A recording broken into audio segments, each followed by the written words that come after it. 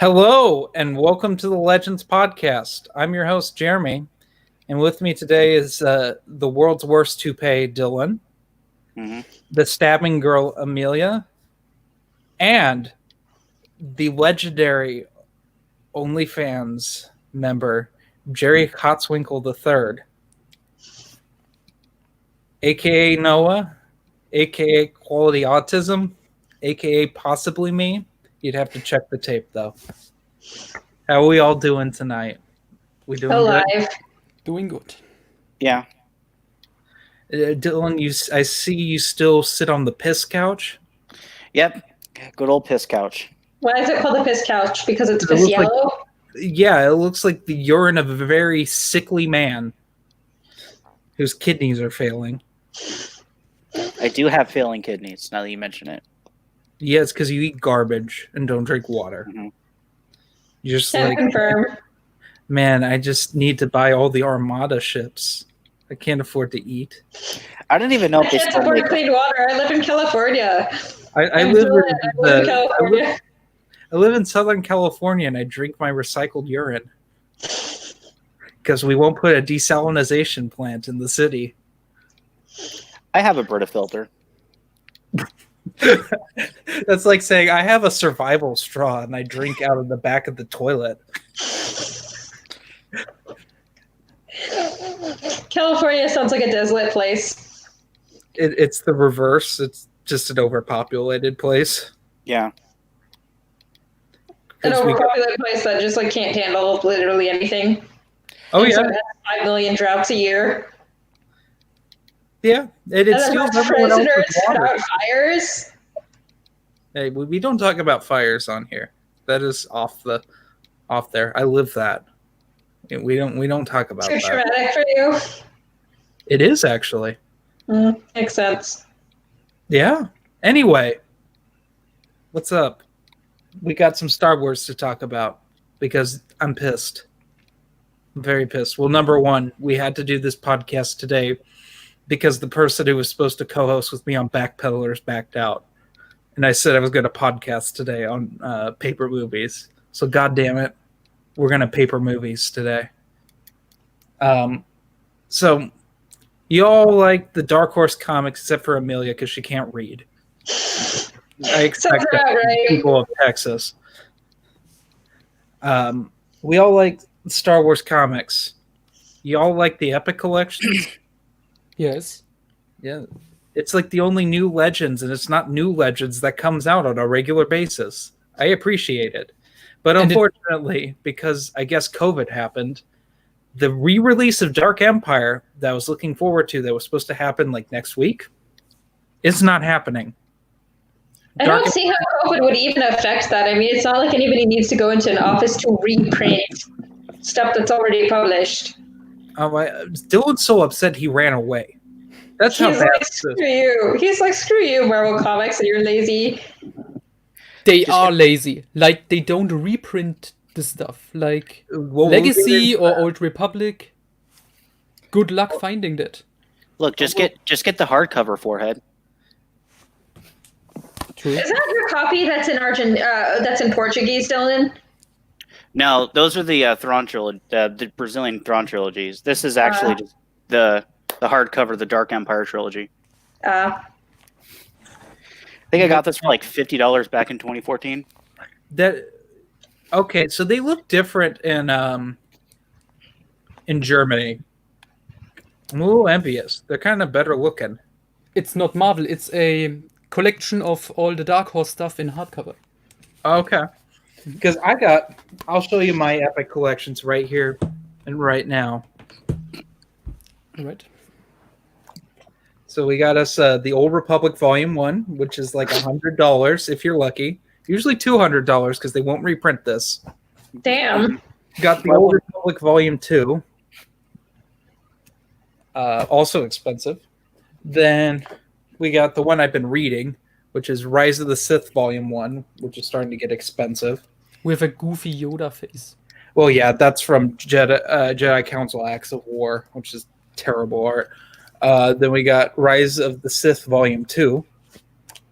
Then I couldn't get The Menace Revealed Volume 1 because it's like $50 right now because they won't reprint it. Here's Volume 2. Then I don't have any of the Clone Wars stuff yet because that's kind of getting hard to get. But I have The Empire Volume 1, which is the only one they seem to keep in print on a regular basis. That's the only one I couldn't find. Really? Yes. In Germany, that's the only one out of print and not available.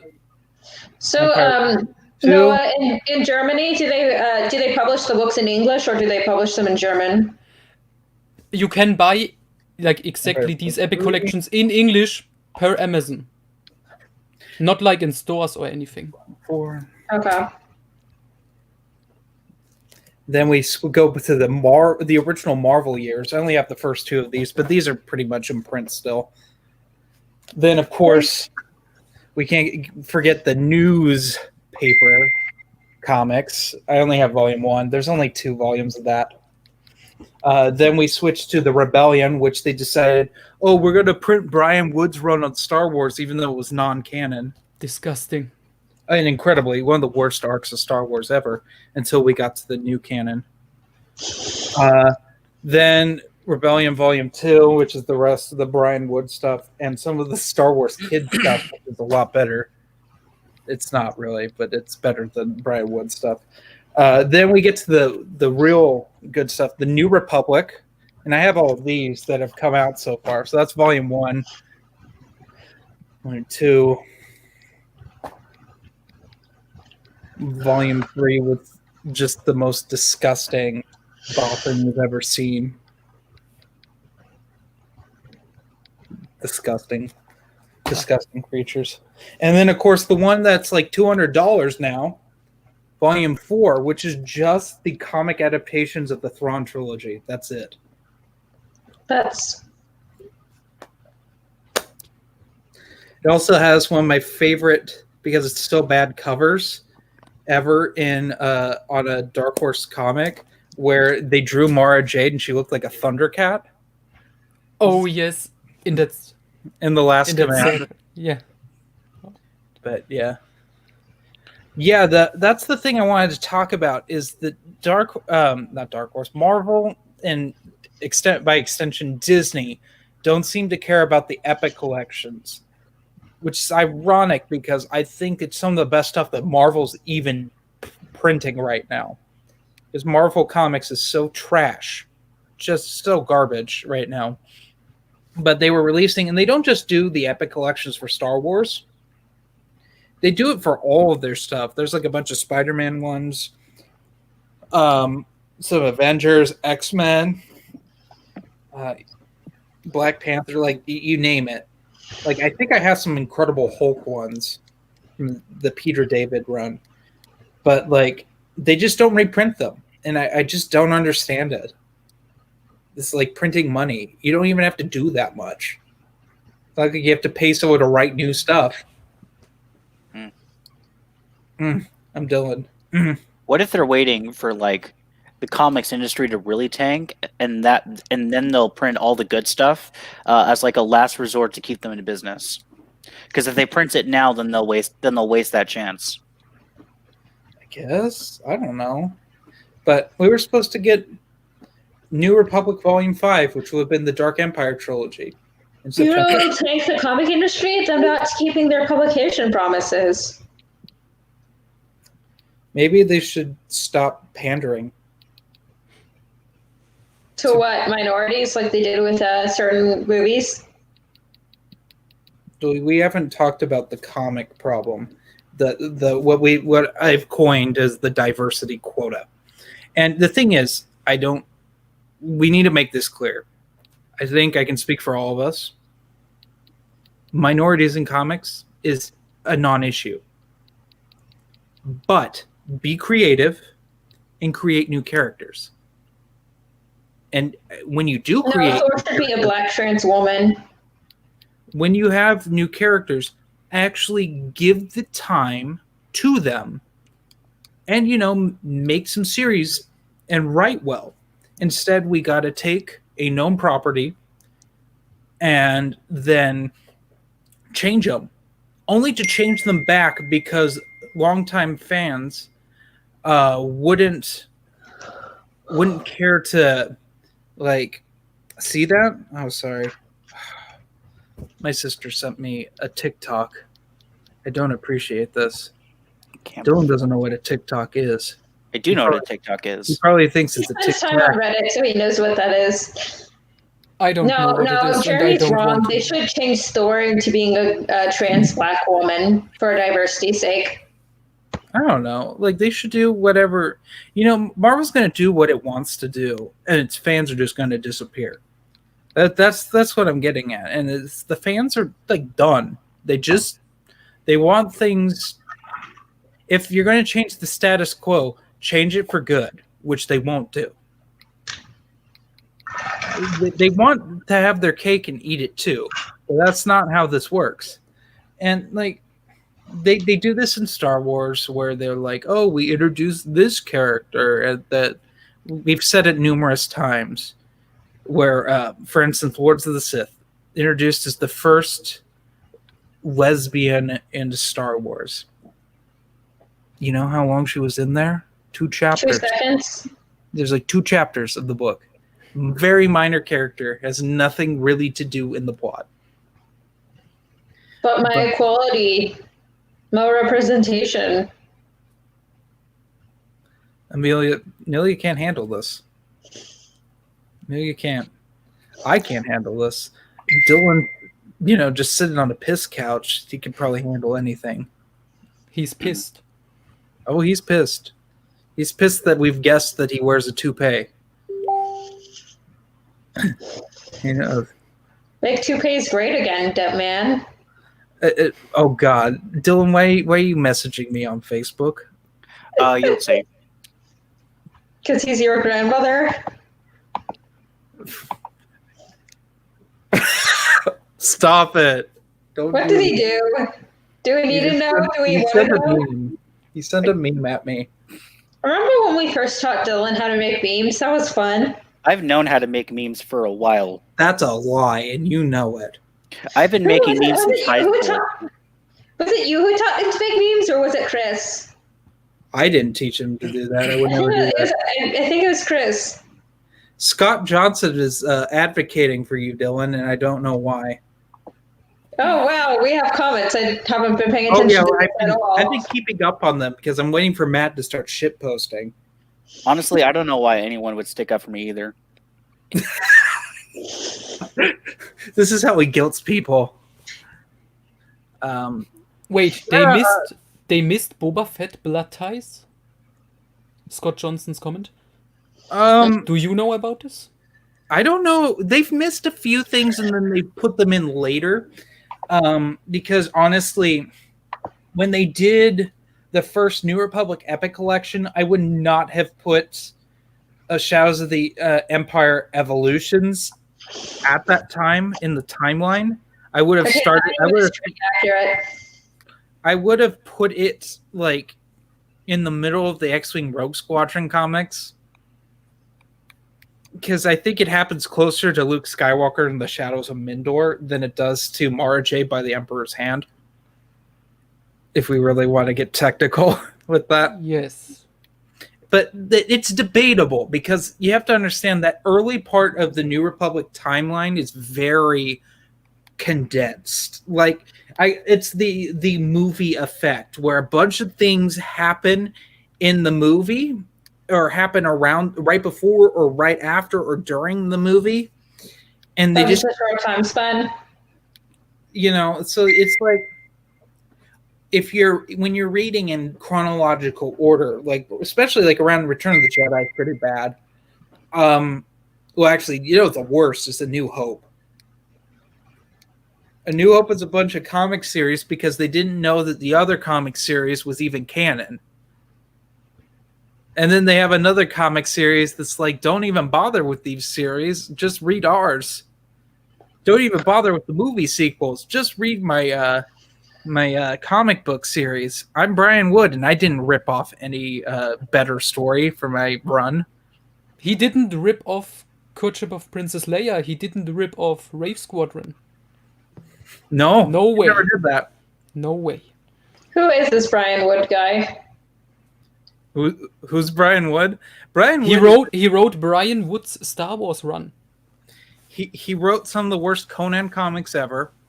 He's written some of the worst Aliens comics ever. He takes your franchise and just does things that no one wants from it.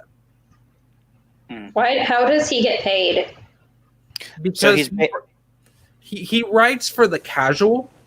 That's his whole thing. It's like, you don't have to read anything. You could just read mine. And he will just pull things from previously written stuff and just do it again. So you say he's like Dave Filoni? Oh, yeah. Yeah, it's exactly like that. Oh, yeah, I forgot that roasting Dave Filoni on your channel was also acceptable. Yeah. You should get them. Just wait till you get them on like Aftermath or Wendig. Okay. So does anyone else get... Okay, this is a hot take. Does anyone else get pedo vibes from Dave Filoni? Let's not talk about this on the channel. I get furry vibes from him. We've gone here before, and I don't want to go here again. So let's not do that. But Scott Johnson brings up a good point that Mara Jade by the Emperor's Hand mostly occurs right after Return of the Jedi, and I agree. It should be, honestly, it's debatable. You should read. You can either read Mara Jade by the Emperor's Hand first, or the first Bounty Hunter Wars, the Mandalorian Armor first. They're kind of interchangeable. But Shadows of the Empire Evolution, which was what I was getting at, happens a little later. I would honestly read some of the Marvel comics, at least Marvel issue 81, which is when Boba Fett gets eaten by the second Sarlacc pit. That's the noteworthy thing of that. Spoilers, by the way. It's the only thing that really happens other than he gets amnesia and then tries to kill Han Solo again and falls in another Sarlacc pit. That's it. But he climbed out of that one too. I don't know. This is why people didn't think that the original Marvel comics were worth canonizing for a while, because they just did things like that. Not to say that Marvel Comics, the original Marvel series, is bad. It's just it ran out of steam after Return of the Jedi. Yeah, Scott. Filoni is a bit creepy. He's probably a furry. I mean, that's like at the very least creepy, if not. Brady Perkins said Brian Wood should write for the new canon. I was shocked that they didn't put his run in when they canonized Filoni stuff. But I guess they saw the profitability of Filoni making Rebels, which is why TCW is dual canon. God, TCW. You know, I really upset some people by saying Ahsoka was a terrible character. Mm-hmm. But that's to be expected. But it's true. I hold true to that. But we all know that Ahsoka is the greatest Jedi ever. She will never die. As a Padawan too. Oh yeah, especially when held her own against Grievous. She achieved everything Anakin and Obi-Wan and Qui-Gon and Yoda and basically every Jedi ever did as a Padawan. Is it confirmed that she's going to be in Mandalorian Season 2? I don't care. Yeah, I don't care. Mandalorian Season 1 was not that good. Another hot take. That show was such a normie show. It was fine. You know, because we lived with Rise of Skywalker, one of the most embarrassing things I've ever seen in a movie theater. Why would you do that to yourself? You're such a masochist, Jeremy. My dad paid for it. Jeremy watched The Predator twice. It doesn't matter if someone else paid for it. You're still a masochist for watching it to begin with. That's true. I did watch The Predator twice. And literally, Quality, if you'd watched it too, you would have given the book a better review. Both Adam and Matthew both gave Predator, the Predator, the movie novelization, a better review after watching the movie. I know. I saw the stream. Oh, it was wonderful. They looked so done by the end of it. I was done before we started. I think I drank like a whole 6-pack, more than a 6-pack. I think I drank like 10 yeah, beers. You were completely drunk. It was amazing to watch. Well, okay, it wasn't as amazing as the alleged Star Wars Legends number 33. Not quite, but close. When it went 4 hours and Matthew got really drunk and fell down everywhere. That's obviously who fell down. Everybody fell down. I mean, Dylan sat on the piss couch. So you got the worst of it. Jeremy, you've managed to fall up a flight of stairs. I didn't fall up a flight of stairs. I tried to roll up a flight of stairs. How drunk were you? Oh, God. How drunk was I, Dylan? Extremely. Was it as bad as Gen Con?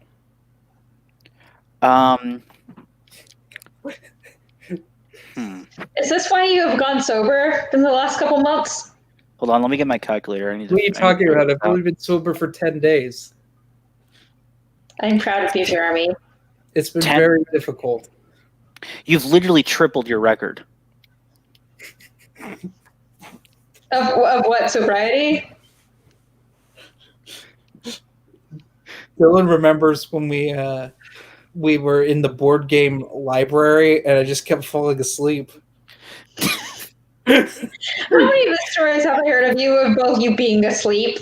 It's this poor nice lady is like over and it's like, yeah, let me teach you guys this game. And Matt and I are like, wow, this is such a fun game. And Jeremy's just like, clogged out. I was trying real hard to be awake.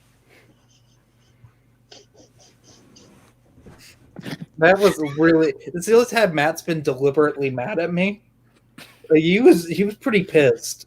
Did you fall asleep on one of his live streams? No, I don't think I've been very. That's not true.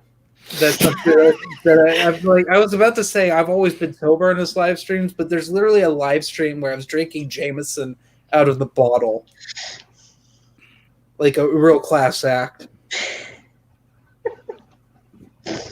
Why?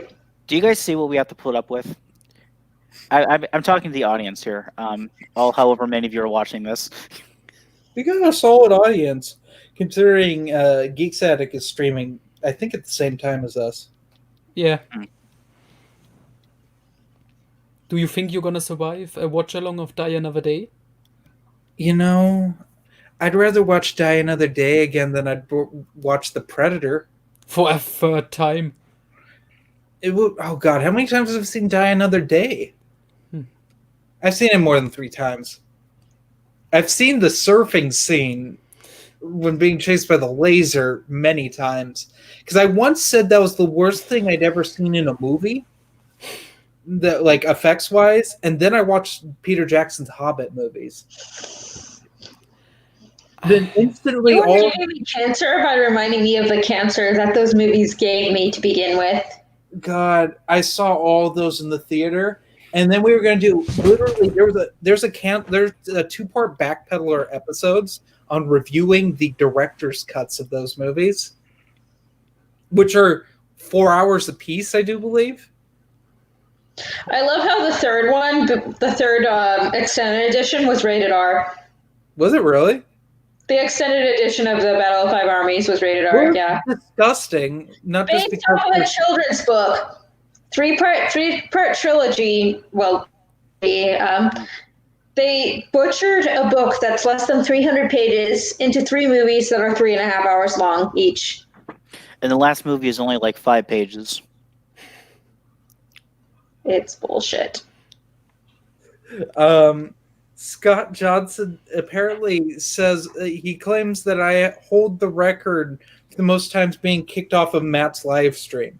I don't believe that. I get kicked off at least once every time I'm on his channel. Exactly. I'm going to say that the times I've been kicked off are pretty high, especially on accident. See, when Matt kicks me off, it's intentional, but he only kicks me off for like 2 seconds. I mean, I've been kicked off of Matthew's live streams many times, and I would probably agree with you. that Who's Matthew? I don't know Matthew. I only know Matt. Yeah. Geeks Attic. Oh, okay. Geeks Addicts kicked me out a shitload of times. What did you Matthew do? Matthew is the biggest Crystal Star fan. Oh yeah, it's almost every time we talk about Crystal Star. Mm-hmm. Yes. I mean, he does love that book. Well, you know the quote of what he said about it. You have a video about it. Oh yes, he made a video on my channel. He said Crystal Star sets the bar in Star Wars literature. Mm-hmm. Varu is one of the greatest bad guys he has ever read about. These are all facts. These are truths. Straight facts. It's like Matt Wilkins' love of Shatterpoint. Mm-hmm. Wait, he likes Shatterpoint? We all know that. Right. No one gets Really the just- inside scoop for us. Yes, Matt And how made like 5 videos on my channel where he said how much he loves Shatterpoint, iJedi, Clone Wars Gambit, all his favorite books. What is the other? What did I hate or what did I like on there? What was the video I made? I was probably drunk when I made it. Dawn of the Jedi. I mean, I genuinely do like that book. Yes, and I made you dislike Matt it. doesn't understand it. Matt doesn't understand why I liked that book. You Well, he like probably Into understands the it. I Void? understand. Mm-hmm. Yeah, the novel. Yeah, I'm like, this book's great. And then Brian and Matt are like, I hate it. It's not chronologically told. I'm like, so? Yeah, it was refreshing. So we have more people that like Into the Void on here. I was about to say I that. read it like 5 years ago, so I don't really remember it. But I liked it when I read it. I just don't remember. I remember Dylan? this girl trying to find her brother or some shit like that. Other than that, I don't remember. That's pretty much Too it. long. Into the Void. I didn't hate it as much, though. I think that's because I've listened to the audiobook. It's a good audiobook for January Lavoie. Yeah.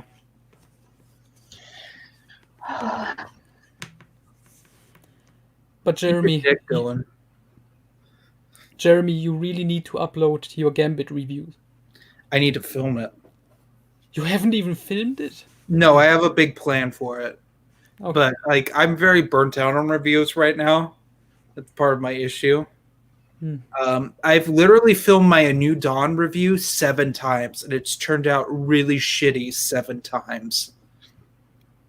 Oh boy. Yeah, it's bad. I've been trying to review the Is it because the review is that bad or because the book is that bad? the reviews that bad. The book's meh. In the grand scheme of new canon books, it's not that bad. And it's probably because I read it last. It was one of the last new canon books I read because I gave up on the new canon. I don't know if you knew that, Amelia. I just straight up said, after reading the Rise of Skywalker movie novelization, I said, never again. Cut this shit out. Literally, there's a scene in the Rise of Skywalker novelization where Leia starts floating from a handstand. Like, which Luke's training her. And then she's like, says, I talked to Obi-Wan and Yoda. And I'm like, how? You never knew them when they were alive. That doesn't make sense. Magic. You know, it made sense. I mean, that makes as much sense as her naming her son after Obi-Wan, who she never met. Oh, yeah, that too. But Or taking the last name Solo, which is made up. yeah, oh, that's true. Okay, so before the new canon fan comes in who's read the Thrawn trilogy and says, well, Obi-Wan, Anakin, and Yoda witnessed the twins being born, that was more symbolic of the how big a deal it was for the next generation of Jedi to come. I mean, is that in the novel of Last Command, or is that the comic? That's only in the comic, I think. Okay. It's in this. It's in there. There's also a picture of Padme in Last Command. Where? Look at it, I think, when Leia is holding the baby. Okay. I'm looking it up right now. Dylan, are you sure what they're talking about? No. At least not in the birth scene. No, it's just No, it's later when she's later? already. because there's. Here, let me put me in full screen. There. There's Mount Rushmore. It's Space Mount Rushmore. Give me a panel quality. I'll look for it. Sometimes later, you can look through it right Oh, now. there's Mara as a Thundercat. Oh boy. Such terrible. The thing is that like most of the rest of the covers for the Thrawn trilogy comics are really good, but that one's just awful. Which is, I don't know. I know Amelia doesn't know how to read, and Dylan is blind. If he doesn't read, he wouldn't see a comic. But You The Last can't. Command You're worse than Matt sometimes. is really good. I don't know. I give up. This is terrible podcast material, Noah. I blame you. Okay, but you know what? I get my copy. I look for Should it. just Like, have you something can't- like super controversial, but somehow related to Star Wars. Then it will get interesting. What?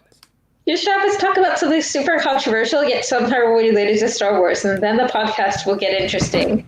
Yeah, talk about your nonsense, Amelia, and see if I get banned from Tachi Station again. That was like once.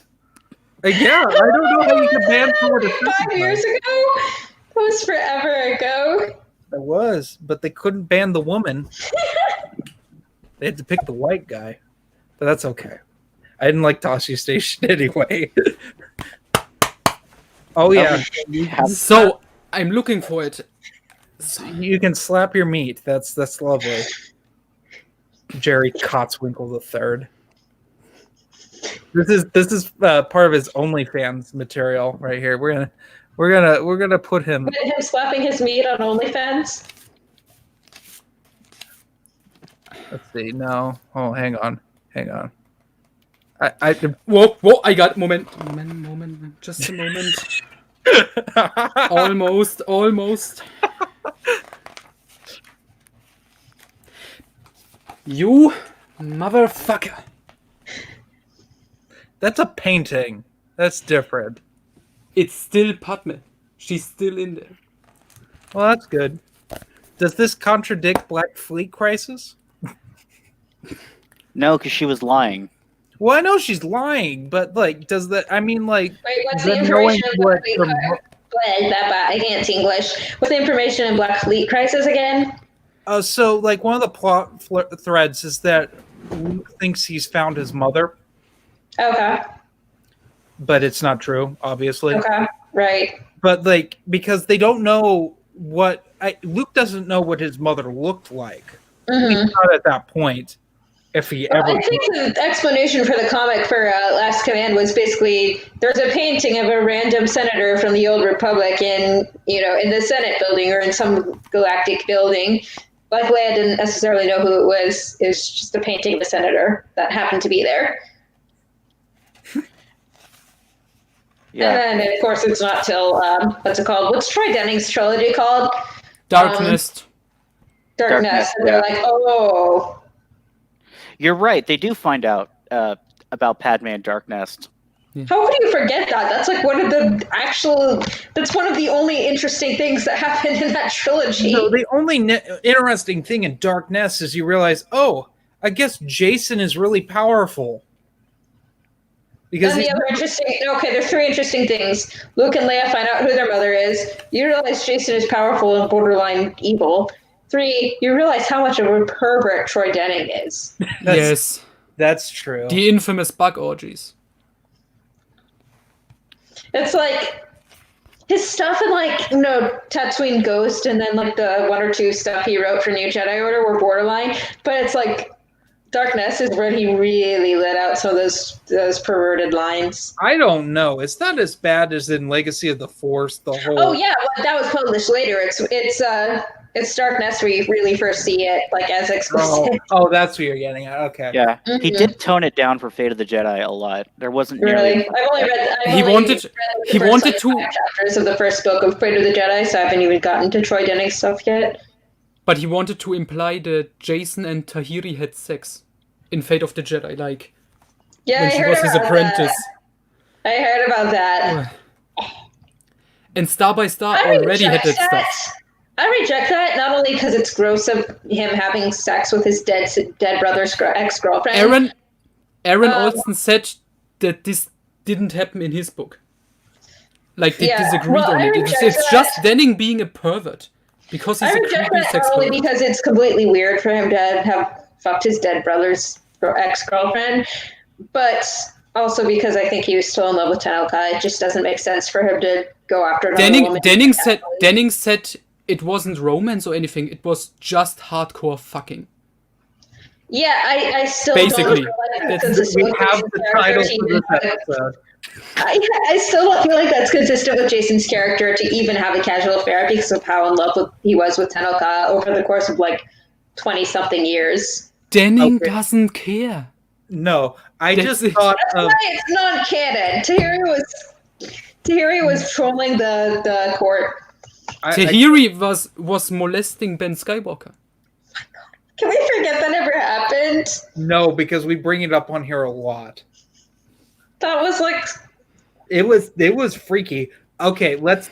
I'm coming up with the ultimate trilogy of sex pervert authors for Star Wars to write the next Troy series. Denning. Troy Denning is number one. Stackpole's got to be on there too. No, I wasn't gonna put Stackpole on there. I don't know. Because He had some. He had some. He had his bestiality stuff in Rogue Squadron. He had some risque things in the Rogue Squadron books. That's true. Oh God, so it's got to be four. And like Wes Jensen, fucking boffins. Oh yeah, and Requiem for a Rogue. Okay, so we got that. We got Michael Stackpole. We got Karen Travis.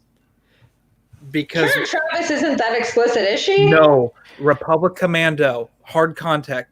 Oh, you feel like a 10-year-old in the Force. 000, which had to have happened a month later. Oh, you got me pregnant. See, I'll give Karen Travis that. You don't give Karen Travis anything. No. At least she only alludes to things. Yes, like in Legacy of the Force when she I don't think she's one of the top pervert authors because like in Legacy of the Force when she uses Darla as a self-insert to have sex with Boba Fett. Wait, that happened? What? That happens at the end of Revelations.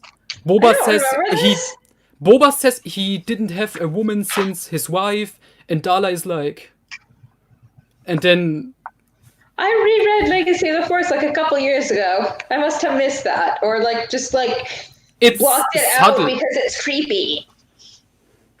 But yeah, that's the thing. Travis is very subtle. Like, I mean, remember the gay couple that she wrote that it took a while for people to realize they were a gay couple? Oh God, we haven't talked. I think that was in one of the first episodes of Legends. We talked about that of this podcast. I mean, that's old news now. That was like 2008 and before. Yeah. Nobody, because it's like she implies they're married, and you realize they're both dudes, but you don't really put two and two together. Okay, it's just two dudes. I call bullshit because Chuck Wendig said his book features the first gay characters in Star Wars. But that's not true though, because there was the lesbian in Lords of the Sith. And that was. Are you saying Chuck Wendig is lying? I say that. Do you actually dare to say Chuck? No, what he's saying is that Chuck Wendig doesn't believe women matter. Are you saying Chuck Wendig is disrespecting Karen Travis, a woman? I mean, they're both terrible to the fans. I'm sorry, small times comment. Now I know what she meant by hard contact. All right. So we got Jeremy, you're a literal Nazi for not agreeing with Karen Travis. Oh, God. Remember we were just going to talk about the Epic collections? Well, we're done with the Epic collections, but I'm driving off of this. All right, real talk. Weirdest romantic couples in the EU. Mara and Lando, terrible. Yes, I agree with that one. That's not the worst. Your question was weirdest. Winter and Akbar. No, that didn't happen. Walter John Williams didn't know that Winter was married with Tycho. And he tried to ship Winter and Akbar. And then he had to try to write it out. That's the thing.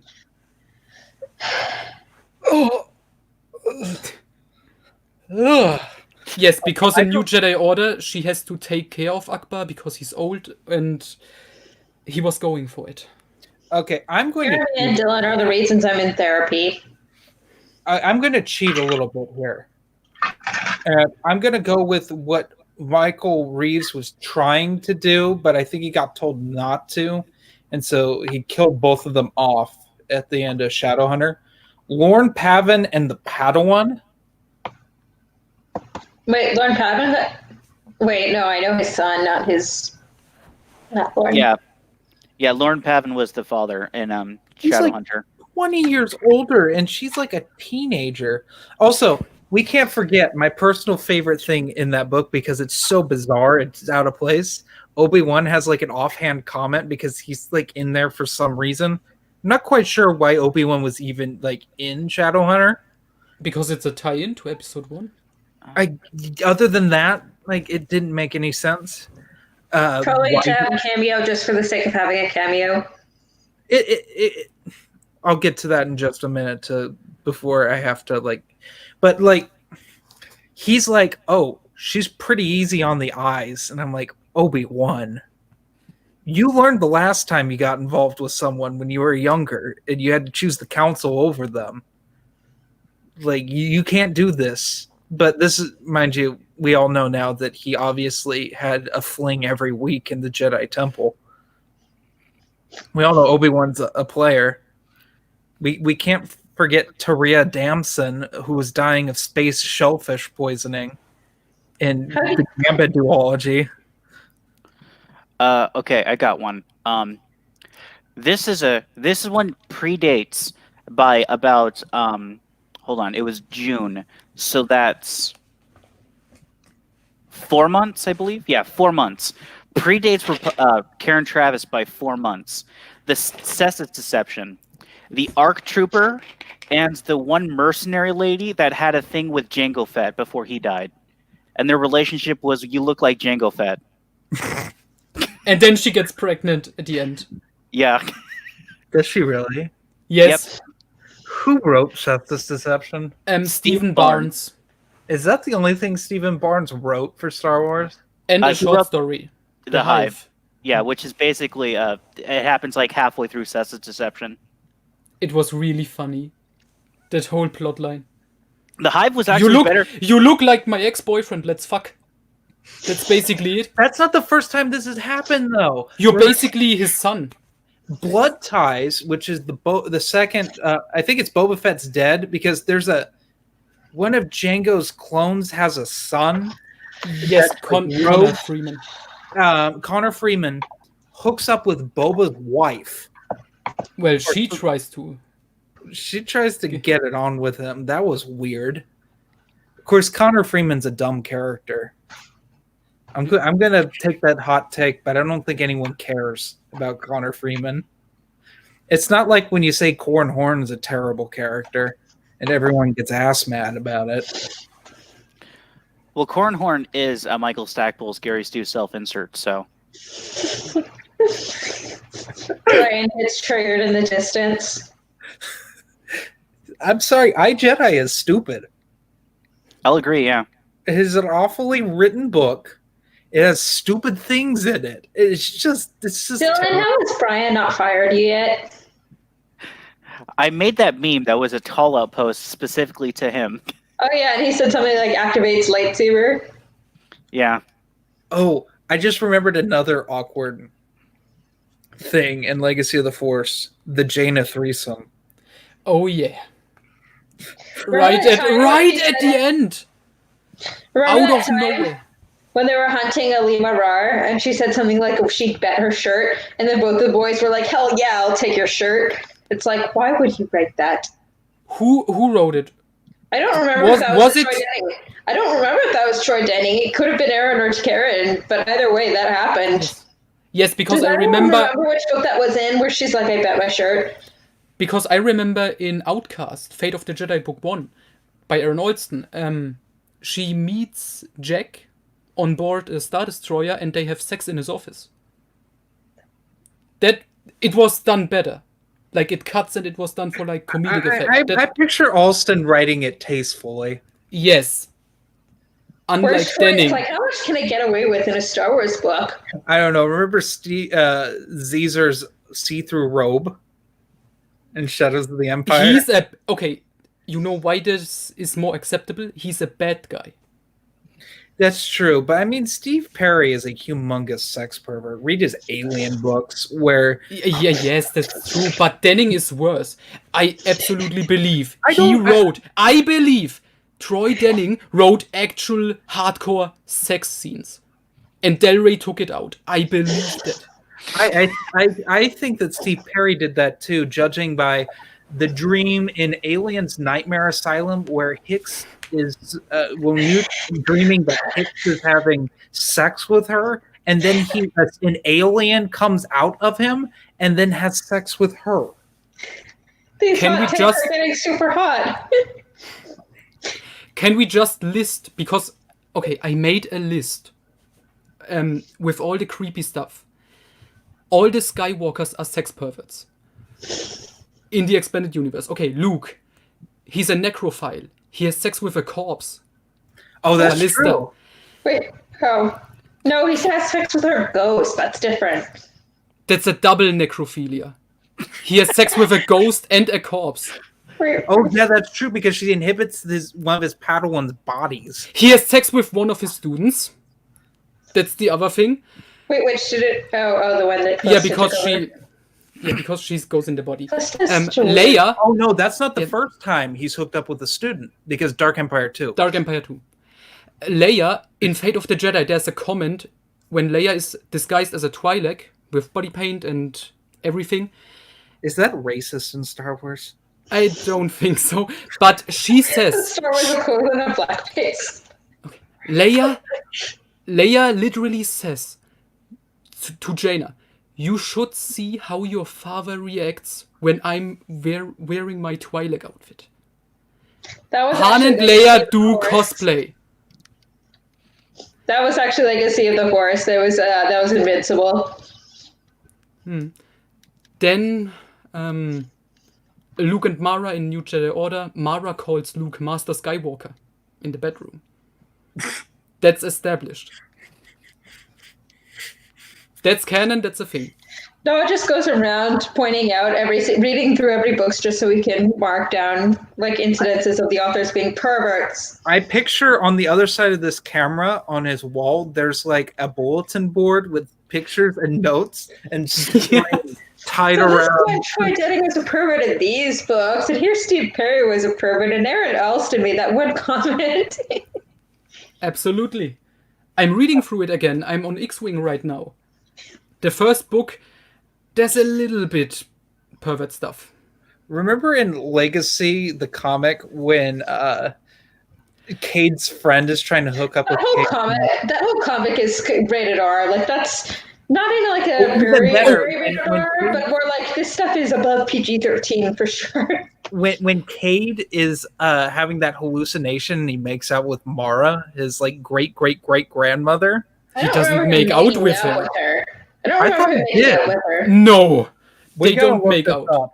I think he definitely he makes some comments that are oh, you've definitely played both sides. I'm being at higher. Had an interaction. Then she turned into Darth Vader and he fought her. This could just be a drunken memory of this. Yeah, I think it is. No, he didn't make out with her. No, he didn't make out with her. That didn't happen. But what? It you know what happen. I'm talking about, though, when he trips and he sees all of his. He has a wish. He has a vision of Mara, and she tells him, "Death sticks, really? Come on!" And then she turns into Vader, and then she Vader basically calls him fucking stupid. So do all his ancestors. Yes. Is this a Mandela effect thing happening right now? That I come from the universe Probably. where John Ostrander was also a gigantic pervert when it But came. do you guys remember one thing that happens in Legacy Broken? When they rescue Marasiya Fel and they bring her back to Rowan Fel, the Imperials, there's a scene where Kate Skywalker leaves his friends and you can see in a panel he slept next to Sia Fel. Oh God, I His forgot cousin. about that. And this was a printing they're error. third or fourth cousins, which is still creepy. But, Yes, here's the thing: Legacy was being published when New Jedi Order, Dark Nest, and Legacy of the Force were still being published. So it was not yet confirmed when those comics were being released that Jaina would marry Jag. It was still it was like a printing incompleted. error, though, because I remember when this came out, that was issue 5 of Legacy. Then in issue 6, they said, "We're sorry. They're cousins. We drew we inked the wrong girl. It was an inking error." Yes, it was supposed to be Kate's girlfriend. Yes. How it's Which one? pronounced? Delilah or Delia Blue? How is it Delia. pronounced? Della. Delia, okay. Well, he fucks like 3 different chicks. There's the redheaded girl. There's the orgy on Celtron. Yeah, there's He and his Delia. buddies have an orgy on Celtron, yes. There's the redhead, there's Delia, and then there's Darth. There's Talon. Darth Talon when he's undercover. What's the redhead's name? I can't remember her name right now. Oh God, I don't remember. Which is funny because I feel like it's some sort of name that like is a real name, like in the real world. She's the one that he turns into like the female Darth Vader. Yeah, because she's like And injured or burned or. What was that? Oh, it was in Vector. It was at the end of Vector where she I gets. don't know. She's in like a lot of the Legacy comics. I just don't remember her name. I don't know either. Okay, Kate Skywalker romances. I was waiting for when Anya Solo got involved. You know, I was waiting for when they'd actually like. Aslan Ray. That's who it was. It was Aslan Ray, Okay. the redhead. So yeah, he fucks at least 3 chicks throughout the course of the series. Okay, Scott Johnson has one right now. Palpatine and Sly Moore, the Umbarian. Do we ever see this in a book or comic? Let's see this. Or is it just alluded to? Because it's also Dylan and I have talked about this before on like a previous podcast, the amount of people that Mara has supposedly been with. Mm-hmm. It's like a gigantic fan list of things. Yeah. The Emperor's on that list, I believe. Yes. Ugh. We've gone down a dark path, and I blame quality. Why do you blame me? Because Well, I guess- Because you're the one who keeps talking about people fucking in Star Wars books. We have You're the to one talk who's about supposed it, to- okay? No one else You're the talks one who's about it, most and it's a fascinated serious with this. issue. It's a serious issue, and You're we the have one to who's address it. extra fascinated with this. I mean, Everything I say, Jerry Cotswinkle III, it's also his fault. whose fault? Whose fault? It's yours. Your You fault. blame me? Yeah, I absolutely blame I you. blame Dylan for having a bad toupee. And a- I thought you were gonna say you blame Dylan for being a sex pervert. I He's mean, definitely I not. blame him for being John Sadler. I think that's the. Synonym. Oh my gosh. That comes up like once a year at most, and still, it doesn't get old, does it? Dylan, what's going on? Why do you have your hand up? Wait, small times comment. Shira Bree. What exactly do you mean? Bad romance? In Star Wars? I mean, we could say that Starkiller and Juno Eclipse had no chemistry. I could argue that. This reminds me of something. Shira Bree, Lumaya in Legacy of the Force. There was one joke that legitimately made me laugh. And I don't know if it's because it's good or because it's so fucking terrible. When Luke and Mara investigate and they find her apartment, Mara is like, yeah, I'm not gonna let you search your ex-girlfriend's bedroom. And Luke is like, yeah, I saw everything in there before. I forgot they were a thing. That was in the Marvel comics, right? Yes. and then she becomes Lamaya. When was that in the Marvel comic? I think pretty late. Yeah, I don't think I've gotten that far. I'm just gonna say post issue 50 probably. Oh yeah, I'm past that. Like way Probably in the past 60s, because she's gone for a while and then she becomes back as Lamaya. And I've read the Lamaya stuff when Luke and her duel, and he has to use the Shoto blade because he's getting wrecked.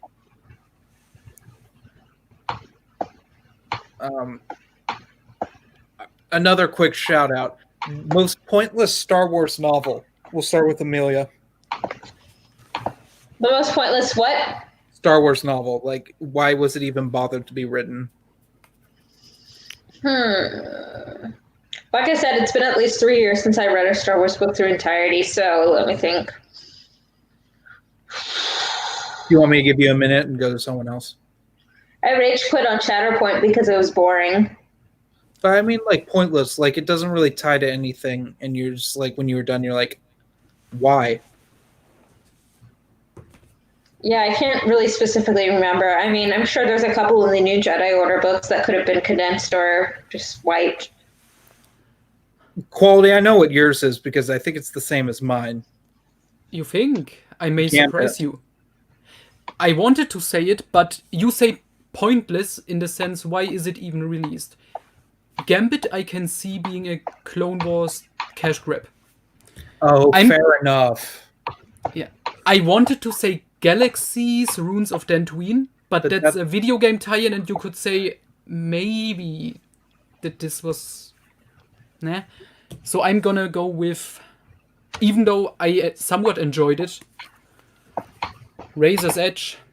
I would argue that that's set up to be Leia being a protagonist in a book. Yes, but it is a pointless story. Actually, with no connections to anything. Amelia. That actually reminded me, Fatal Alliances was terribly written, and it didn't really tie in well to the Star Wars The Old Republic from my memory. Yeah, that's bad. I don't like Sean Williams as an author anyway, so like I read both of the Force Unleashed books he wrote, and I'm like, these aren't well written. It's like he didn't really adapt the video game well. So yeah, when he wrote I read Fatal Alliances years ago, and it just wasn't that good. It didn't tie into Old Republic well. Jedi. We already know what happened at the Academy. We don't need Corn's take on what happened at the Academy. Okay. Wait. I maybe have one. If we're gonna say why was it released, it has no connections. A good book, Scourge. Oh no, Scourge Which was is pretty tie-in what was the Wizards of the Coast. Yes, but think like generally, like with Galaxies Runes of Dantooine, you can say video game tie-in, okay, that makes enough sense. Razor's Edge and Honor Among Thieves, let's bring in new people into the EU because everyone loves the Rebellion era. But Scourge, I don't think that really appeals to anyone. Like, I don't think the RPG crowd is like big enough. Yes. Yeah. Okay. I have three. I have three that are tied equally. Red Harvest. Red Harvest has no point. It isn't tied into anything. We need a Star Wars book that has zombies. Zombies were so popular in 2012. That's one. Scoundrels. That has no purpose at all. Except for Zahn shitting on AC Crispin's work. Zahn's shitting on his own work, too. We can't forget that. He shit on himself before he started shitting on others. Brandy Perkins says a Star Wars book that's irrelevant and holds no relevance to the rest of the Star Wars universe is the new canon. Yeah, well, that's obvious. And the third is Survivor's Quest. Which one was that? Was that Zahn's last of his New Republic books? Yes, but you could argue it's a duology with Outbound Flight because it ends certain plot threads. Yeah, it does that, and it also serves as the only time we see Luke and Mara married before she gets space cancer. Yeah, before she gets space cancer, we actually get that story. It's also before the Vong War. Yes. I was going to go there because I mean we weren't satisfied with Union, the most worthless comic of all time, with the worst artwork. And Mara fights a royal guard and we never see it. That's good. I was like, being a fan of Crimson Empire, I was like, I want to see Mara fight a royal guard. That it's like, and Luke's like, did you have to break every bone in his body? And she's like, yeah. And Speaking of Union, do you remember the artwork? How they took just pictures of famous actors, like I counted Bruce Willis, Bruce Campbell, Tommy Lee Jones, and Christopher Walken. You can actually see their face. Cam Solusar is Bruce Willis in that comic. And I think Tommy Lee Jones is Wes Jensen. That's weird because Wes Jensen had an actor. Yes. It's weird. It has terrible artwork. Not as bad as the new canon comics. No, it's not like when they just take Armada models that someone photographed and then they stencil over the top of them. Dylan was very mad. That was his Armada. Oh my god, Scott Johnson's comment, I'm offended. Kenobi was pointless. Disappointing and pointless. Was that John Jackson Miller? Kenobi serves the purpose of getting Obi-Wan from his misery at the end of Revenge of the Sith to, for lack of a better term, Last of the Jedi. Because he's a different character and between Revenge of the Sith and Last of the Jedi, the Jude Watson series, which had already come out before Kenobi came out. And it shows the him trying to cope with what's happened and him trying to connect with Qui-Gon, which by the time we get to the Last of the Jedi, he can talk to Qui-Gon in the Force. Which is like the only good thing about Last of the Jedi, the Jude Watson series. Because they decided Ferris Olin had to be the greatest Jedi before Ahsoka was the greatest Jedi. Ferris Olin was the greatest Padawan ever. Can't say anything about it. I'm still on Jedi Quest. Oh, have you gotten... Oh, no, that's later in Jedi Quest when Anakin and Ferris finally face off. No, I'm on the Yaddle story. Okay, that when Ferris and Anakin, that's after that. Okay. That's the only... That's like one of the... I honestly like that more than when they finally confront Granta Omega. He's the villain in that, right? Yes. He's the overarching one. It's been so long.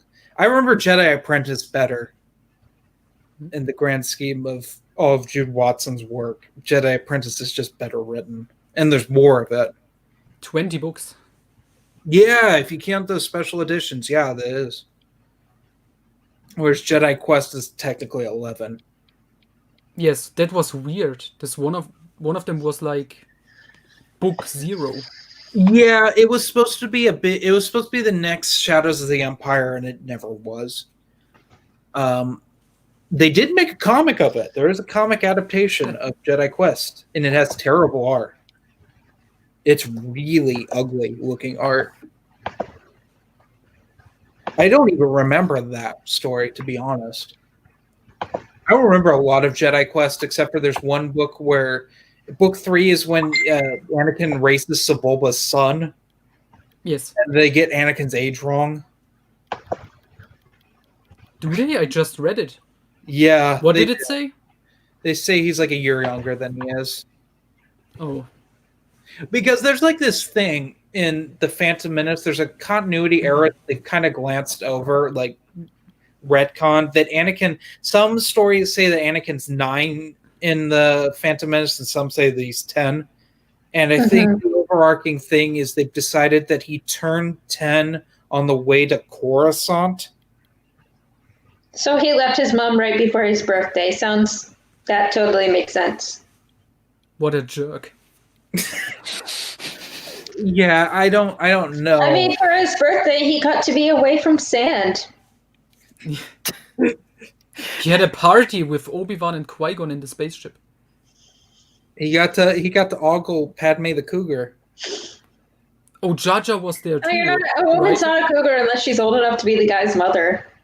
Fair enough. He has.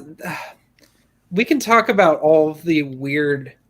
There's weird Anakin Padme stuff in Phantom Menace. Yes, because he's like 10, but he looks like 5, and she's 14, but looks like 20.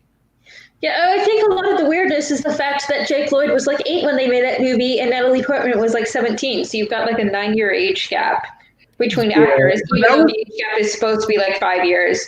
That just made it really uncomfortable. It would be fine if it was like if they were like 20 and 27 or something like that, but that young, it's very obvious. My thing was in the Terry Brooks novel. He says some things like throwing some player moves at her. Oh god, the scene when and it's even worse dialogue. Yeah, I'm gonna marry you one day. He says something like, "Oh yeah." It's on Tatooine where they talk about that. Yes. I wonder if that was George Lucas's original dialogue and he just passed it along to Terry Brooks. It better should be. Terry Brooks is a good writer. So I don't believe he would do this. I would defend Terry Brooks. He does change dialogue, and he makes it flow better in many parts in Phantom Menace. But yeah, I wonder if that's what like the script George Lucas handed him. Like, I wonder if that was like originally what George Lucas wrote, and Terry Brooks was like, "Well, Terry Brooks that's not subtle enough." Terry Brooks said that he and George worked really hard together on the novel because, like, George gave him the Darth Bane stuff because there's talking of Darth Bane. Mm-hmm. That I think that's technically the first mention of Darth Bane is in Terry Brooks's novel. Like we're talking publication. It's before the Kevin J. Anderson story and Jedi vs. Sith, the comic. Speaking of comics that have terrible art, Dark Horse just had trash art most of the time, but really good looking covers, like in the early days. Jedi vs. Sith, the artwork was so. Jedi vs. Sith is a pile of shit. It didn't fit with the story. It was this brutal story and this kid-friendly artwork. It was like Happy Tree Friends or something. It was. It's the Happy Tree Friends of the EU. Amelia doesn't even know what that is. I've not even heard that one. It's like this adorable little kitty drawings, and one of them get like his arm chopped off. It's like, whoa. No, his arm wasn't chopped off. It's like Zana explodes it up with her mind. Right. That's better. Oh, that's true. Yeah, and then he gushes blood everywhere. Is it his arm or is it his leg? No, it's like his arm. And then Bane's like, "Why'd you do that?" And he's like, "I thought it would be better than killing him." What's Bane's? Let's call her girlfriend. What's her name? Githany, right? When she like as a skeleton comes back. Oh yeah. Yeah, because that's not in Path of Destruction. Yeah, she's like, Bane, I survived, and then she turns into dust. Yes. It's so stupid. Basically, Drew Karpyshyn looked at Jedi vs. Sith and is like, well, there's some salvageable things from this. Oh, this thing with Githany, that's stupid. I'm not going to have it in there. Oh, when what is Zana's like stupid name that her cousins call her? Rain. She's Rain. Tomcat is the one she blows the arm off of, and Bug was the one that died because Tomcat like cut him in half. I'm remembering this, and she blows up Tomcat's arm. Yeah, and then like they walk away, but at the end of Path of Destruction, she just horribly murders a bunch of Republic soldiers. And Bane finds her, and they walk away together. Mm-hmm. Yes. Well, they shot her bouncing ball friend. Yes, that's right. Which, I mean, that also happens in Jedi vs. Sith, and she kills them. But it happens earlier in Jedi vs. Sith. We're talking about like when continuity. I think this is the first time continuity really got wrecked. After like the Bantam era, but I would say it was for the better. Yeah, since the thing with Jedi vs. Sith is one of the least printed Star Wars comics made by Dark Horse. In fact, to my knowledge, it's only been printed twice, collected. Printed initially in paperback, and when they did this beautiful series of hardcovers. I think they were only in America. It was called the 30th Anniversary Collection, and that was one of them. They collected the Friedan Nat Uprising. That was the first one, which is a weird thing to randomly collect. They collected Jedi vs. Sith. Then they collected Django and Zam Wesell, those like one-shots into a hardcover. They did a volume of Clone Wars. They did the first volume of Legacy. Splinter of the Mind's Eye was another one. Oh, the Darth Maul miniseries, the 4-issue mini. They just did a bunch of random ones so you get a taste of what the EU was in different eras. I think Union was another one they did. And possibly Boba Fett, Death, Lies, and Treachery, which is a couple Boba Fett one-shots. Amelia's falling asleep. She's like, I don't read. I just make stabbing memes and get Jeremy in trouble. Rob D's comment, Bane of the Sith, Jedi vs. Sith, and Darth Bane Path of Destruction all contradict each other. Yes, they do. Wait, how? I missed this. Probably because I read the books like 5 to 10 years apart. So Bane of the Sith is the last short story Kevin J. Anderson did. And it was for the Star Wars Gamer. And in it, it talks about Bane being like haunted by a bunch of things, which is kind of talked about in Rule of Two for a very short period of time. Then he's like, I have to find my apprentice on Onderon, which he already has Zana at that point. Mm-hmm. He basically says, Zana, find your way off of this planet and meet me on Onderon. And she manipulates this family into taking her to Onderon and kills them. In Rule of Two. I love it. It's one of my favorite scenes in that. Okay. So I've read the Bane trilogy like 7 or 8 years ago, but I haven't read that short story. Didn't even know it existed. So. Yeah, most people don't. I only know it because Matt Wilkins talked about it on Matt's Expanded Universe. And I thought that was weird of why Kevin J. Anderson would even write a short story at that point in the Old Republic. Because Dylan, you might know this, how many years after Tales of the Jedi Redemption does Path of Destruction take place? Path of Destruction?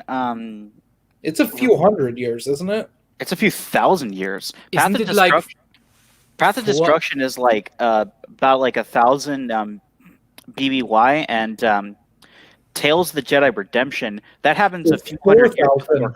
Yeah, that happens a few hundred years before KOTOR. Okay. And yeah, it was just weird. It was a weird story for Kevin J. Anderson to write anyway. But I was trying to... Oh yeah, Zana has a weird relationship in Rule of Two. Right, and there's a line that is really uncomfortable. Like, she is like 18 or something, and she has an affair with this Twi'lek guy, and she mentions Darth Bane, and she never, he never had that interest in her. Yeah, well, we pretty much got a scene where she loses her virginity in this book. Yeah. Well, I always thought of her as just like, she just did it to be evil because she horribly murders all of them. Yes. Because she doesn't kill them. She just leaves them to their plot that's going to get them all killed. I thought she made someone bleed out their eyes. Yes, but not that guy and his friends. Does she make the random chiss that's there for no reason? That's the only dumb thing in Rule of Two. Bleed out her eyes. Is it the chiss that she does that to? I don't remember. Yeah. You don't even remember there was a chiss, do you, Dylan? Yeah. Because I remember reading that and I was like, why is there a chiss? Why are there Chiss wandering around? Does this makes Thrawn like not special at all? There's also a Chiss in Maul Lockdown. Yeah, there's also a Vong in Maul Lockdown that doesn't. But at least they don't know what the Vong is. It's just something that they captured that's really good at killing things. That's all they know. Unlike the Chiss guy, which that was like the worst twist in Maul Lockdown. That was the one part in the book they really didn't like. Maul Lockdown has some stupid things in it. I like it overall, but there's like he rips the Wampa's heart out. That's goofy. And there's one thing, I don't know if you know about this. Maul Lockdown, the entire premise is a contradiction. Mm-hmm. Because the story is Maul is sent to this arms dealer. He's supposed to get this bomb.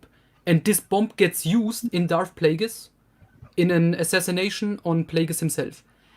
By the events of Maul Lockdown, where it is in the timeline, that has already happened. Oh, yeah, well, they misplaced it on the timeline, for one thing. I think it's also in the book. Like, Plagueis, he had to move to somewhere else. And in Lockdown, he's already in this different whatever where he is. So the bomb thing already happened in Maul Lockdown itself. I think that was the contradiction there.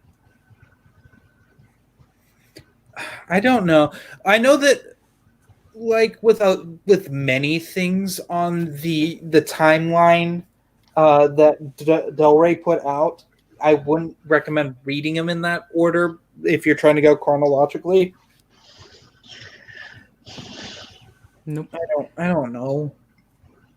I don't remember it doing that though. And I read Plagueis Lockdown almost back to back novels. Yeah. Because I read it recently, I read Lockdown twice, and I noticed something is off here. Like something is just wrong. Well, it's pretty much a pointless story except for to explain how Sidious knows about Kamari Vosa and the Bando Gora before Dooku's his apprentice. And to show off some awesome Maul action. Yeah, and specifically Maul dueling Kamari Vosa, which is very much hardcore fan service right there. Because let's be honest, how many times does Kamari Vosa show up in the EU? Like twice, if we're not counting the Bounty Hunter video game, because that's technically secondary canon. Although the events of what happened in it did happen-ish. She shows up in she's referenced in Plagueis. She doesn't show up in Plagueis, but she's there because they talk about Dooku throughout Plagueis' book, because Plagueis is like scouting Dooku out as an apprentice to replace Palpatine, perhaps. And Palpatine's also scouting him out to be his replacement for Maul. They talk about how Dooku's apprentices in his eyes have failed. They reference both Qui-Gon and Kamari Vosa in that, because Kamari, it would have been interesting. I will say this: it would have been an interesting story to have a Dooku and Kamari Vosa when they're both still Jedi. That would have been interesting to see, because we don't get that. We don't even really get Dooku and Qui-Gon together as Jedi much. Which is a shame. I bet Jude Watson could have written something great about it. Well, she did. She wrote a little bit. In Legacy and the Jedi and Secrets of the Jedi. Specifically, I think it's Legacy of the Jedi. Young Qui-Gon and Dooku are training together a little bit in that. And trying to think. We see a young Qui-Gon in Plagueis. Yeah. But it's not a very much younger Qui-Gon. I think he had already had Xanatos as his apprentice. Yes. Yeah, I think so. He either already had him, or like it was the tail end of Xanatos's. I don't think when we first see him, because Plagueis takes place over like 80 years or something like that. After Xanatos, because I just read Jedi: The Dark Side, so I know how that ended. It's in that era where Qui-Gon's miserable, and travels around. And that was supposed to be a whole series, I think.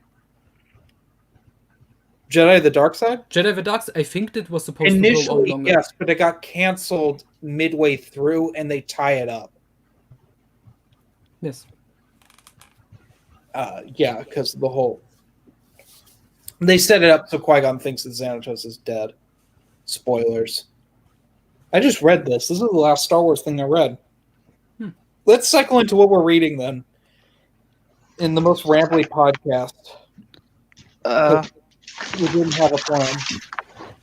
Do you want me to just quit if it's not Star Wars? Oh, yeah, we can talk about some other things if you want. That's what Matt does. I haven't read Star Wars in like 3 years.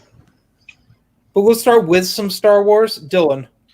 I'm still on the Paradise Snare. I'm about you're further in, though. That much through it. Not that much. Yeah. Yeah, he's still on, Elysia. That's the planet. Okay. And he's got his furry friend now. Oh, yeah, the pre-Chewbacca. Like a friend who has fur or a friend who is a furry? A friend that has fur. That isn't Chewbacca. Mm-hmm. Quality. Right now, Jedi Quest 3 in 1. Okay. Which one specifically are you on? The one with Yaddle is number 7, The Shadow Trap. Okay. Are you liking it? Oh yeah, I like it so far. I'm also reading the X-Wing books again. I'm on Wedge's Gamble right now. And non-Star Wars, I'm reading Kari Mora by Thomas Harris. Okay. Of the creator of Hannibal Lecter. Okay. That's why I knew. All right. Amelia. I am still reading Trials of Apollo, so I am on book 4. I think book 5 is coming out next month, so I'm just about done with this. I've got like 150 pages more or so, but I've been kind of taking it slow because I have ADHD and it's not the highest priority in life right now. But so I've been reading the series for like probably since either the beginning of the year or about since spring. So I reread Percy Jackson's, reread Heroes of Olympus, and then started this for the first time. And then the final book comes out next month. So. All right. That's my life. I'm boring. So I finished Raiders of the Lost Ark for paper movies. Speaking of weird sex pervert things and that, apparently when Indy was 28, he had an affair with Marion Ravenwood, and she was... Oh, that's implied in the movie. But they don't imply that she was like a child. They do. She says that. She yells it at him at some point in the movie. Well, I always interpreted it as she was like barely an adult. Like she was like 18 and like acted like a child still. But thanks, George. What does the book tell you? In the book, it really says their age. 28 and 14, 15. It was gross. It's the only thing well, actually, that's not true. And Indy is thinking, oh, she's a woman now. Yeah, a lot. It's the most creepy stuff ever. Who the fuck wrote that book? Campbell Black. Otherwise, it's a solid book. And that's not on him, that's on George Lucas. That's George Lucas. We know Lucas is also a little... He's a pervert, too. We know his love for Twi'leks. Leia's lovely, famous outfit from Return of the Jedi was George Lucas's idea. George Lucas approved a picture of Ayla Secura naked. That's official Star Wars art. Remember when she and Kit Fisto had a thing in a Tales comic? No. I try not to. All these Jeremy and Noah just look for the most perverted things in the Star Wars universe and they're like, ooh, let's mark this down. Let's add this to our list. Yes, I'm an aficionado, okay? And I just on Star Wars Perversion. That's my new YouTube channel, Star Wars Perversion. I just all right. You broke Jeremy. I just came up with what we're gonna call this episode. Star Wars Perversion. I can't wait till you make a video of your timeline, which it's just the Star Wars universe timeline, but instead of events, it's just every sex reference. Yes. Dawn of the Jedi, 26,000 years ago, mentions hookers. Mentions, that's all that stuff. Mentions prostitutes. We're talking about a universe where jazz is referred to as jizz, and Yes. the clarinet's the jizz stick, Is that worth pointing out for And sex there- pervert stuff? Or and they're just- jizz whalers. It's even worse because in the Young Jedi Knights, in like the last arc, they go to like a cantina, and there's like Bith playing, and they literally call it, they're playing jizz or something like that. Little kids and lots of jizz. No, we're on a watch list now. No, her votes will get drastically more interesting if you include Filoni's The Clone Wars. Oh, I just remembered Crystal Star. It has a reference. Han is thinking about the time he and Leia had sex in front of the fireplace. That's mild. I have all of this here. It's all here. It's, I don't know, that's kind of mild. it stands out every time. It's always so out of You place. find that way more interesting than everything else in the Star Wars universe, just like Troy Denning. He is Oh, Troy Denning. don't compare me to Troy Edgelord Denning. Don't you dare fucking compare me to Troy Denning. You have to understand your enemy. You have Denning is a pervert, so therefore you're a pervert too. no, Someone but I understand it. Someone say, know your enemy. So, oh god, remember when the woman in Kenobi wants Obi-Wan's nuts? And then he's Yes. like, "My God, she wants my nuts." Just like What are we going to do? Like Anakin. what's her face from Jedi Apprentice and what's her face from the Clone Wars did. She love- mentions the two of them too. Oh, He hi, does. Holocron Keeper. You mean Siri Tachi and Satine? Yes, because Taria Damson is not mentioned because I guess she didn't matter because she was dying of shellfish poisoning. She was just a fuck buddy, basically. Oh yeah, no, yeah. That's basically set in the books. And that he was embarrassed by her affection to him. And Anakin, Oh, Rob remember when D. Anakin's like justifying his marriage to Padme because Keanu Moody has multiple wives in No Prisoners? Mm. He's like, there's gotta be a loophole that I can bone you and get away with it. Holocron Keeper Evan just came in for all the perverted stuff. Mhm. Welcome. This is facts. Rob D, is that true? It It wouldn't surprise me. It's Okay. been like a decade since I read I it. highly doubt it. It sounds accurate. It sounds accurate. I mean, do Jaina remember- does have orgies in Darkness with the bugs. I do remember in Star by Star when they were initially captured and that they had all been like stripped of their clothing when they were under the initial torture scenes. So they were everyone on the strike team was naked for most of that until There is fan fiction about Troy it. I Denning, know how it do you because I look wrote. up kids who are 15 and under. Noah, Yes. this is who wrote Star by Star? Troy Troy Denning. Denning. Troy Denning was channeling Ian Fleming in Casino Royale with the what was the thing he used? It was the carpet whacker On the balls. on the balls. One of the most heinous things I've ever read in a book that wasn't written by Stephen King. Stephen King's sex stuff is way more uncomfortable. I don't. Have you read some Clive Barker? Not That- yet. The epitome of nast. Thank you, Evan. Jedi can bone, they just can't be in relationships. yeah, in one of the Karen Miller books, when like the clones are talking to like Ahsoka, and she's like, she says we're not celibate, we just can't like marry or something to like that. Ahsoka says it in No Prisoners. No prisoners.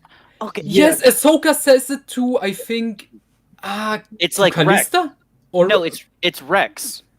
Is it Rex? and Yeah, the it's- clones. Yeah, it's the clones because they're like curious about Jedi, and they're like, oh, we can't. So Yeah, they asked the 13-year-old. That makes perfect sense. yeah. Well, yeah, because it makes sense later when she meets Callistia and Callistia's husband, and is Oh, yeah. horrified And she they're gonna turn into sees Sith. and she sees him touching Callista's ass, and she's like, "Whoa, Yeah, he gets a whole handful on her.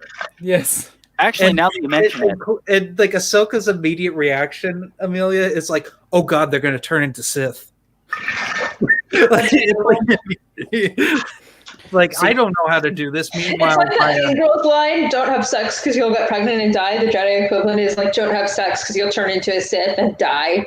well, the whole setup, the irony of the setup for No Prisoners is that Anakin wants to be with Padme, so he sends Ahsoka and Rex away so he can do it.